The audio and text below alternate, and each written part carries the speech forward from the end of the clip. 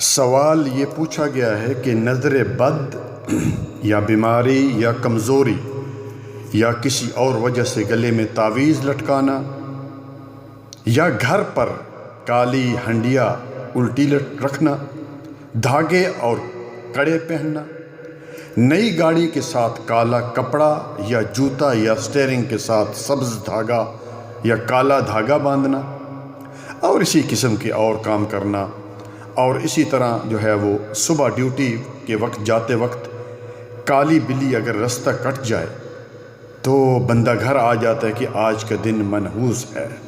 بعض ہمارے بھائی انگوٹھی پہنتے ہیں جن میں موتی، عقیق، فیروزہ اور زمرد وغیرہ ہوتے ہیں، اور وہ یہ عقیدہ رکھتے ہیں کہ یہ پتھر انسان کے لیے روحانی یا مادی فائدہ یا نقصان پہنچانے کی قدرت رکھتا ہے، یا مختلف تکلیفوں اور بیماریوں اور پریشانیوں سے یہ چیزیں جو ہیں بچاتے ہیں۔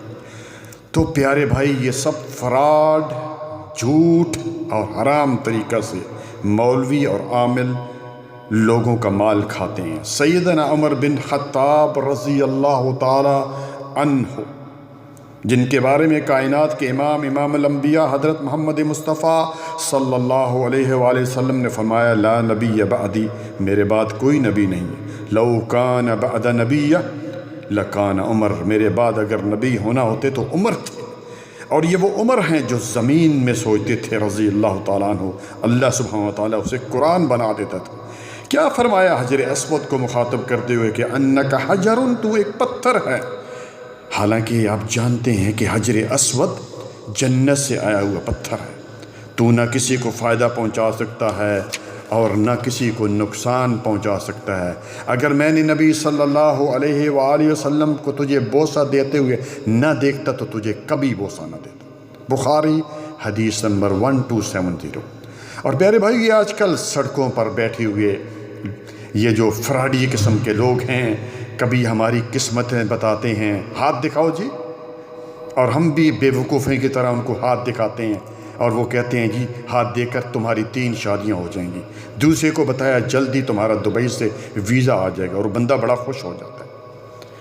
ان کے پاس ایک وقت کے کھانے کے پیسے نہیں ہوتے اور یہ دوسروں کی قسمتیں بتاتے ہیں پیارے بھائیوں۔ اور اسی طرح جو آپ نے دیکھا ہوگا فٹ پاتھوں پر طوطے لے کر لوگ بیٹھے ہوتے ہیں کہ جی اب یہ جو ہیں وہ طوطا جو ہے ایک جانور جو ہے اس اشرف المخلوقات کی جو ہے وہ قسمت بتائے گا۔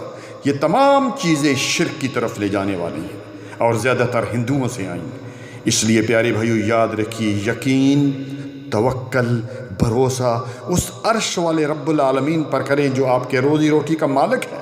شفا وہی دیتا ہے۔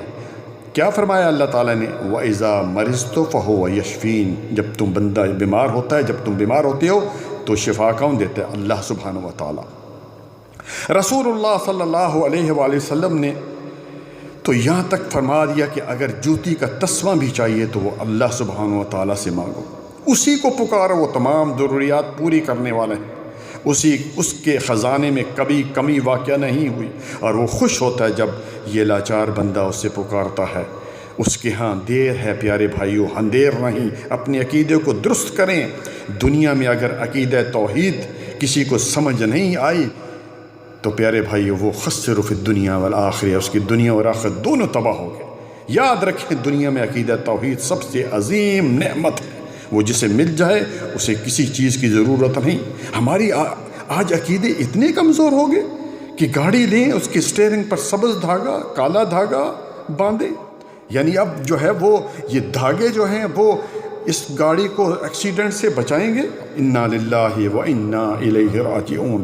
میرے اسلامی بھائیوں، ان پیٹو مولویوں اور عاملوں سے اپنے آپ کو بچاؤ جو تمہارے دین کے بھی دشمن ہیں اور مال کے بھی دشمن ہیں، اور یہ نجومی اور کائن جنہوں نے اپنی دکانیں چمکا رکھی ہیں۔ نبی صلی اللہ علیہ وآلہ وسلم آج سے 1400 سال پہلے فرما کر گئے کہ جو کسی نجومی کاہن کے پاس جاتا ہے، صرف جاتا ہے، اس کی 40 دن کی کوئی عبادت قبول نہیں ہوتی، اور جس نے تصدیق کر دی، یعنی یہ کہہ دیا کہ ماشاءاللہ جی اس نے تو بڑا صحیح کہا ہے، تو فقد کفر، پھر اس نے اس چیز کا انکار کر دیا جو رسول اللہ صلی اللہ علیہ وآلہ وسلم پر اتری، یعنی قرآن حدیث کا انکار کر دیا۔ جزاکم اللہ خیرا، بارک اللہ فیک۔